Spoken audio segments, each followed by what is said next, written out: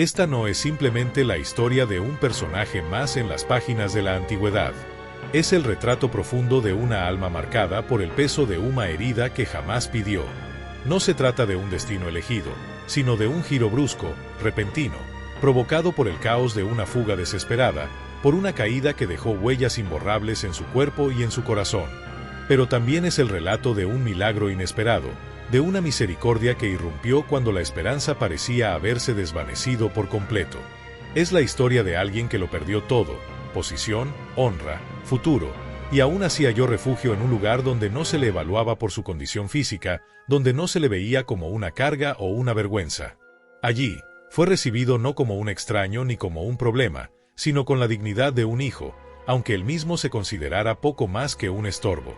Su nombre era Mefiboset, y lo que muchos desconocen es que su camino no comienza en el momento de su caída, sino mucho antes. Su origen está vinculado a un nombre poderoso, a una línea real que respiraba poder y destino. Su historia se entrelaza con antiguas promesas, alianzas forjadas con juramentos solemnes y un conflicto silencioso entre coronas que nunca llegaron a coexistir en paz. Viajemos hacia atrás, antes de que todo se rompiera, antes del exilio forzado, antes de la tragedia, antes del miedo. Era un día cualquiera en el palacio de Gibeá, pero el tiempo tenía esa calma engañosa que precede a la tormenta. El sol filtraba sus rayos con suavidad entre los pliegues del lino blanco que colgaba de las altas ventanas. La brisa traía consigo el perfume de canela, mirra y otras especias que flotaban en el aire, mientras el eco de pasos apresurados llenaba los pasillos de piedra. Criados iban y venían en una danza de deberes cotidianos, preparando el banquete para la mesa real. Los guardias, firmes y disciplinados, recorrían el corredor con la solemnidad de quien protege una corona. Todo parecía en armonía, pero era solo una fachada. Detrás de las paredes decoradas con oro y símbolos de autoridad, el trono de Saúl comenzaba a tambalearse. El reino vivía una calma tensa, donde las sonrisas ocultaban preocupación y los muros ocultaban secretos. Generales discutían en voz baja detrás de puertas cerradas, mientras emisarios llegaban con noticias inquietantes desde los campos de batalla. En medio de todo ese clima cargado, una risa infantil rompía la tensión. Un niño corría descalzo por el gran salón, ajeno a las intrigas que se tejían a su alrededor. Mefiboset, en esos días de inocencia, vivía en su propio mundo de fantasía, completamente ajeno al peso que su nombre arrastraba por generaciones. Era solo un niño, curioso, despreocupado, con el corazón liviano y los ojos llenos de imaginación. Mientras los adultos se envolvían en discusiones serias y estrategias políticas, él corría libremente por los pasillos del palacio, transformando cada rincón en un escenario de aventura sin fin. Un simple trozo de tela se convertía en una capa mágica, una rama tallada, en su mente, era una espada legendaria.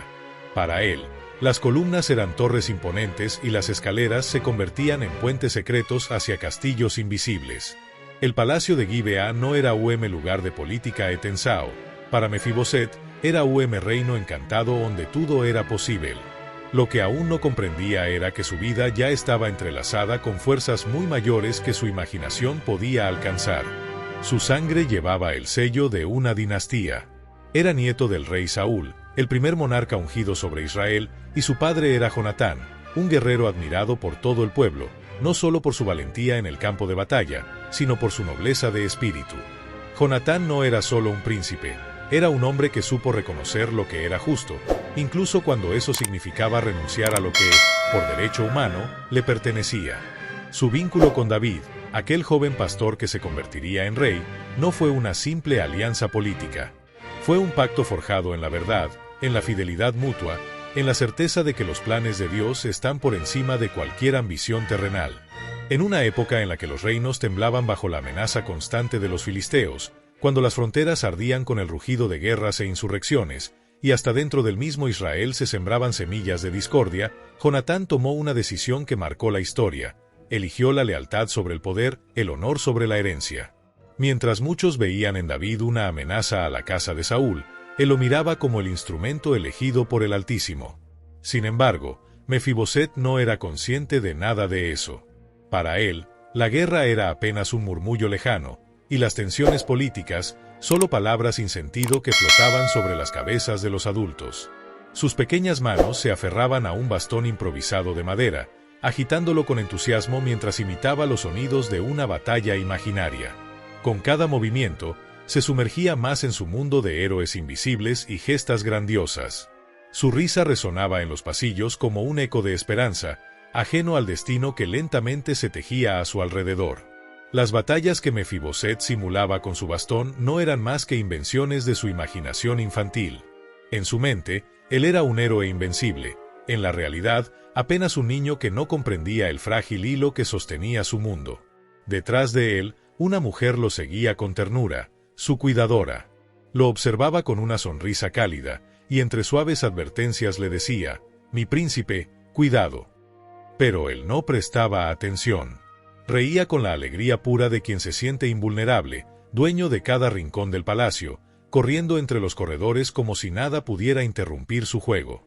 Lo que Mefiboset no podía imaginar era que ese día marcaría un antes y un después.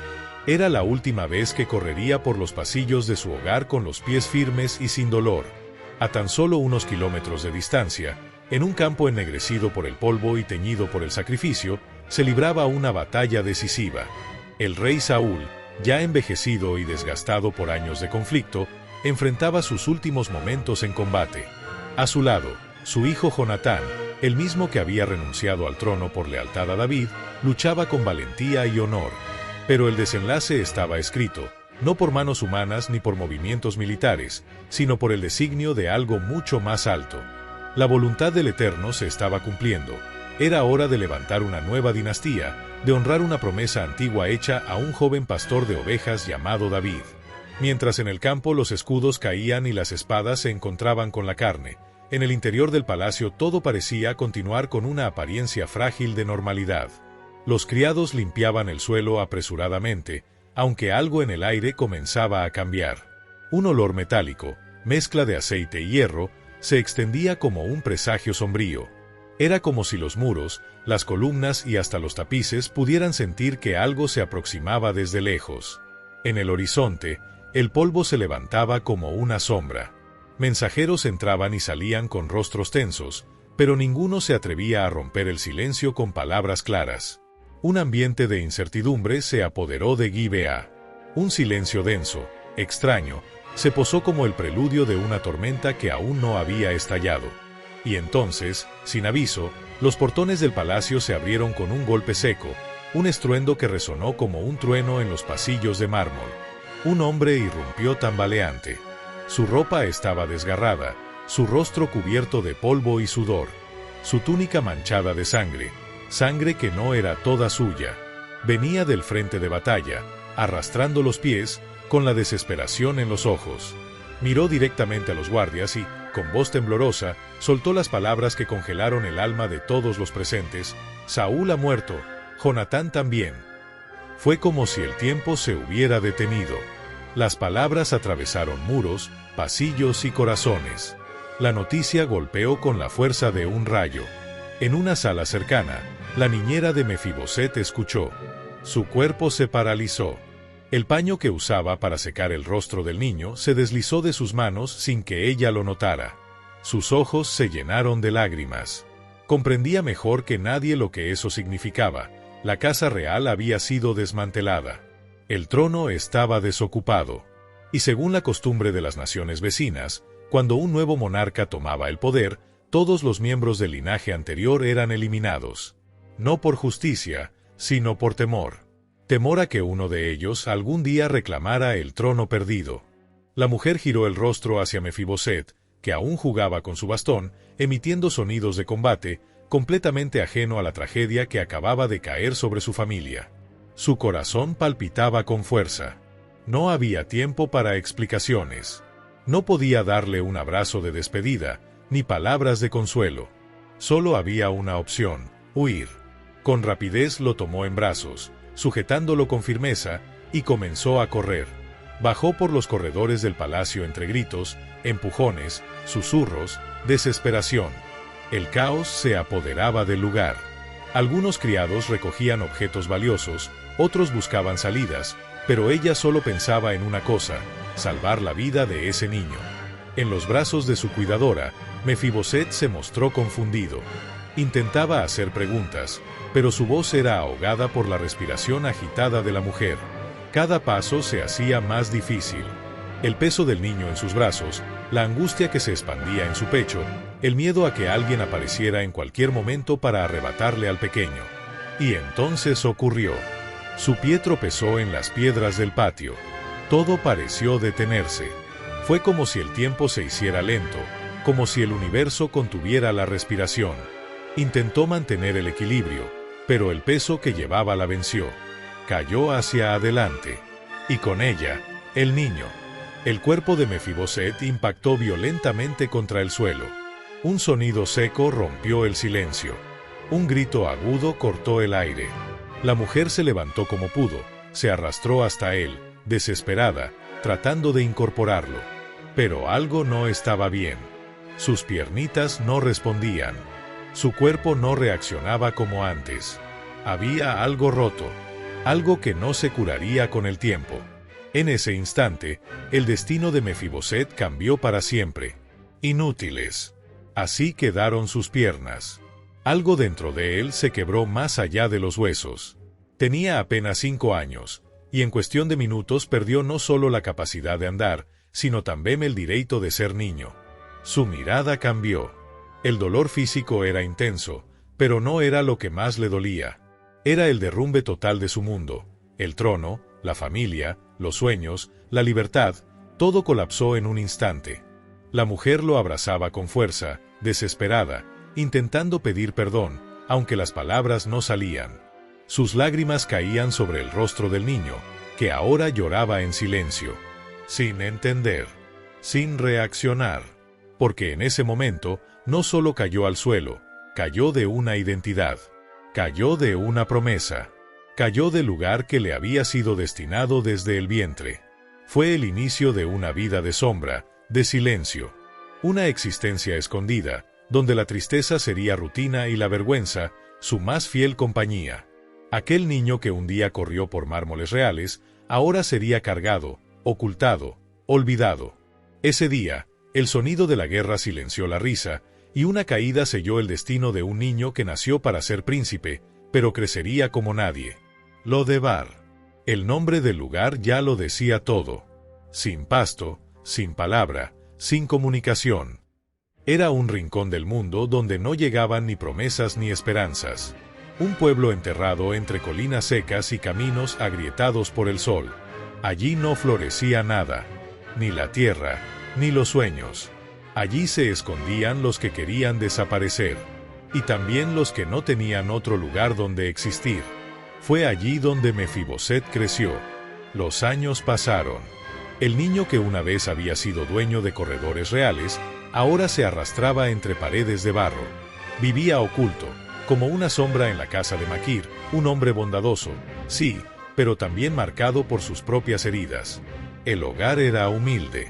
El techo goteaba cuando llovía, el pan era duro, el agua escasa. Pero no era la pobreza lo que más dolía, era la memoria. Mefiboset pasaba horas simplemente mirando, al vacío, al polvo, a un punto que no existía. Cierta noche, sentado bajo la única rama seca del patio, murmuró consigo mismo, no por primera vez. ¿Por qué? ¿Por qué yo? ¿Por qué mi historia tuvo que llenarse de tragedia, de pérdidas, de una caída que ni siquiera causé? En Lo-debar no había médicos, no había profetas, no había esperanza. Fue allí donde se convirtió en hombre, pero un hombre que respiraba sin vivir, que existía sin propósito. A veces, al agacharse sobre el riachuelo que cruzaba la aldea, veía su propio reflejo en el agua, y con voz baja preguntaba, ¿será que Dios aún se acuerda de mí? Y el agua nunca respondía. Fue en Lo-debar donde aprendió a vivir con miedo. Miedo de ser encontrado, miedo de ser recordado, miedo de esperar algo y volver a ser decepcionado. Así fue como Mefiboset se convirtió en un hombre lisiado de pies y herido en el alma, con el nombre de un príncipe, pero el corazón de un fugitivo, con una historia de realeza, pero una realidad de exilio. Y pensaba, tal vez este sea mi final. Tal vez el destino de los que caen sea simplemente desaparecer. Pero lo que él no sabía es que el cielo ya había escrito otro capítulo, que incluso en Lodebar, la gracia aún sabía encontrar caminos. Jerusalén, la ciudad del gran rey, finalmente consolidada bajo el liderazgo de David. Las guerras habían cesado. El trono estaba firme. Los enemigos, en silencio. La nación respiraba paz. Pero no toda batalla se libra con espadas. Algunas se libran en el silencio del alma. David tenía todo: poder, honra, victorias. Pero una noche, mientras los músicos tocaban y los consejeros discutían leyes y estrategias, el rey se ausentó de la sala. Caminó solo por los pasillos del palacio. Sus pasos eran lentos, como quien busca algo que ni siquiera sabe nombrar. Se detuvo frente a una de las terrazas. La luna plateada bañaba los tejados de Jerusalén, pero sus ojos no estaban en la ciudad, estaban en el pasado. Su mente se llenó de recuerdos. De un amigo, de un hermano de alma, de alguien que había caminado a su lado cuando nadie más lo hizo. Jonatán. El alma de Mefiboset gritaba en silencio. Me encontraron. El sonido de los cascos, el eco metálico de las espadas, los golpes en la puerta, todo anunciaba lo impensable. El pasado había llegado. La nodriza, ahora encorvada por los años, se acercó con manos temblorosas y tomó las suyas. Sus ojos reflejaban el mismo miedo que él sentía, y aunque intentó sonreír, su voz apenas pudo susurrar. Tal vez no sea lo que pensamos. Pero Mefiboset ya sabía. El miedo tiene memoria. Era el mismo temblor que sintió aquel día en el patio del palacio, cuando su mundo se quebró. El mismo frío en la espalda. La misma certeza de que algo estaba por cambiar. De nuevo, los soldados entraron con autoridad. Uno de ellos habló en tono solemne. Mefiboset, hijo de Jonatán. Silencio. El rey te llama. Maquir quiso intervenir, pero fue en vano. No había tiempo para preguntas ni para despedidas. No era una invitación, era un decreto real. En cuestión de minutos, Mefiboset fue envuelto en un manto, colocado con cuidado en un carro real. Nadie explicó nada. Nadie se atrevió a consolarlo.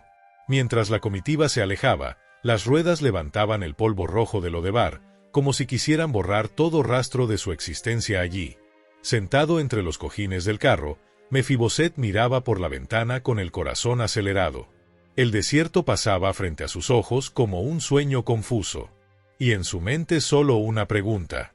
¿Por qué ahora? ¿Qué querría el rey? ¿No bastaba con haber perdido todo una vez? ¿Vendría ahora también su vida? Años escondido.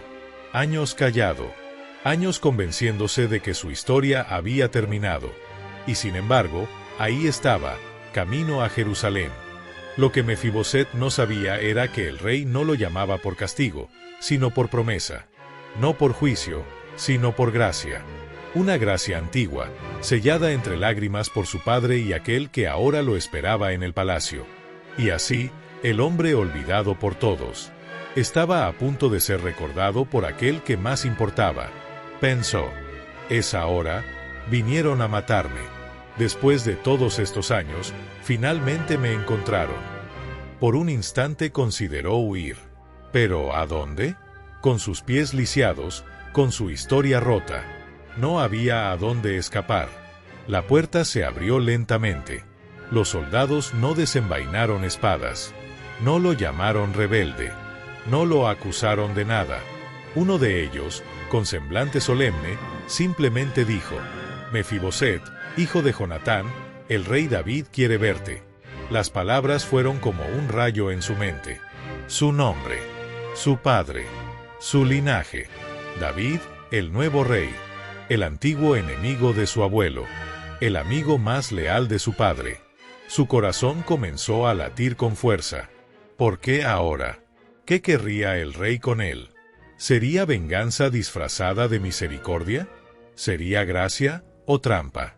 Mefiboset bajó la mirada, y como olas violentas, los recuerdos de su infancia lo golpearon. Los pasillos del palacio, el rostro de su padre, la caída, el exilio, el silencio. No dijo una sola palabra. Solo asintió con la cabeza, resignado. Fue colocado sobre un animal, rodeado por soldados, llevado de regreso al lugar que un día llamó hogar. Pero él ya no era el mismo. Ya no era el niño que corría entre columnas doradas. Era un hombre roto, cabizbajo, lleno de preguntas, sin preparación para lo que estaba por venir. Mientras los caballos avanzaban rumbo a Jerusalén, no sabía que no estaba siendo llevado a un juicio, sino a un encuentro con la gracia. El viaje fue largo. Mefiboset mantuvo los ojos fijos en el suelo durante casi todo el trayecto. No quería ver las miradas de los soldados. No quería sentir el peso de la duda en cada rostro que lo rodeaba. Y al acercarse a los muros de Jerusalén, su respiración se hizo más pesada. Su corazón latía con descompás. Cada metro que lo acercaba al palacio le parecía un paso más hacia un tribunal, donde la sentencia ya estaba decidida. Finalmente llegaron. Las puertas se abrieron. Los guardias se alinearon. Trompetas sonaron a lo lejos. Pero Mefiboset no escuchaba nada con claridad. Su mente estaba sumergida en voces antiguas. Ya no perteneces a este lugar. Eres solo un lisiado. Van a reírse de ti. Eres una vergüenza para la realeza. Intentó respirar hondo. Intentó parecer sereno. Pero por dentro estaba completamente destrozado. Guiado por 2 soldados, cruzó el gran salón real. Las columnas imponentes. Los tapices lujosos. La luz filtrándose por los vitrales. Todo le parecía lejano, inalcanzable. Y entonces, lo vio. David, el rey. El hombre que ahora ocupaba el trono que un día fue de su abuelo. El hombre que había hecho pacto de alma con Jonatán. El hombre que quizás había venido a terminar lo que la guerra empezó. Al acercarse, Mefiboset tambaleó. Sus pies no lo sostenían bien. Su alma, mucho menos. Y entonces cayó rostro en tierra, sin fuerzas para levantar los ojos, sin valor para enfrentar la presencia del rey. Con una voz débil, empapada de vergüenza, murmuró: ¿Quién es tu siervo, para que te fijes en un perro muerto como yo? Silencio. Por un instante, todo se detuvo. Entonces David se levantó. Los pasos del rey resonaron en el salón, pero no con dureza. Eran pasos suaves, como de quien se aproxima con compasión. Se acercó lentamente. Miró a ese hombre postrado. No vio solo pies lisiados. No vio solo harapos de miseria. Vio al hijo de su amigo. Vio la promesa hecha bajo el cielo. Vio a alguien que la gracia había elegido restaurar. Entonces, con voz firme, cargada de emoción, David dijo: Mefiboset. El hombre en el suelo tembló al escuchar su nombre. No sonó como una acusación. No fue un juicio. Fue un llamado. Un rescate. No tengas miedo. Te devolveré las tierras que pertenecían a tu abuelo Saúl. Y comerás pan a mi mesa todos los días de tu vida. Aquellas palabras fueron como truenos de misericordia, rompiendo décadas de silencio. Mefiboset no podía comprenderlo. ¿Yo? ¿Un perro muerto? ¿Yo, lisiado? ¿Yo, olvidado, humillado, indigno? Pero allí, delante del rey, descubrió una verdad eterna. La gracia no espera perfección. Solo espera presencia y obediencia al llamado. David mandó preparar un lugar para él en la mesa. No al final. No entre los sirvientes. Sino entre los hijos. Sí, entre los hijos. Aquel lisiado de los pies comenzó a sentarse entre los príncipes, a comer con los hijos del rey, a vivir bajo el techo de la promesa todos los días. Pero había algo aún más poderoso que el alimento. Era lo que aquella mesa escondía. Allí, nadie veía sus pies. Nadie notaba sus limitaciones.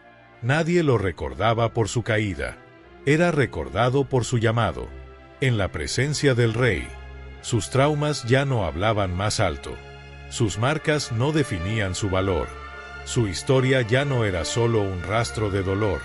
sino un testimonio de redención. La historia de Mefiboset no es solo un relato antiguo, es un espejo, un reflejo. ¿Cuántos de nosotros hemos caído? ¿Cuántos tropezamos en medio del caos de la vida, quedando marcados por dolores que ni siquiera fueron culpa nuestra? ¿Cuántos crecimos en lodevares emocionales, lugares sin esperanza, sin palabra, sin sonido? ¿Cuántos de nosotros aún escuchamos las voces del pasado, diciéndonos, tú no eres digno, estás demasiado roto, fuiste olvidado? Pero hoy el Rey vuelve a llamar. Él pregunta, ¿queda alguien a quien pueda mostrar bondad? Y la respuesta, eres tú que cargas traumas, tú que perdiste tu identidad, tú que viviste escondido, tú que te sientes lejos de la promesa. La invitación no es para los merecedores, es para los quebrados, para los que creen que ya no hay más oportunidad, para los que han dejado de intentar caminar por sus propias fuerzas. La mesa del Rey sigue puesta, y hay un lugar con tu nombre. Sí, con tu nombre, porque en la mesa de la gracia no se ven los pies lisiados, solo se ve el corazón restaurado, y el amor que cubre el pasado. Tú puedes haber caído, pero el Rey no te ha olvidado. Tú puedes sentirte indigno, pero Él aún te llama hijo. Y si hoy escuchas su voz llamando a la puerta de tu lodevar, no huyas, solo di, heme aquí. Y la gracia te levantará. Y si conoces a alguien que necesita escuchar esto, alguien que vive escondido en un lodevar emocional, comparte este video. Puede ser que hoy la gracia también vaya al encuentro de esa persona. Suscríbete al canal para más historias que revelan la luz detrás de las sombras.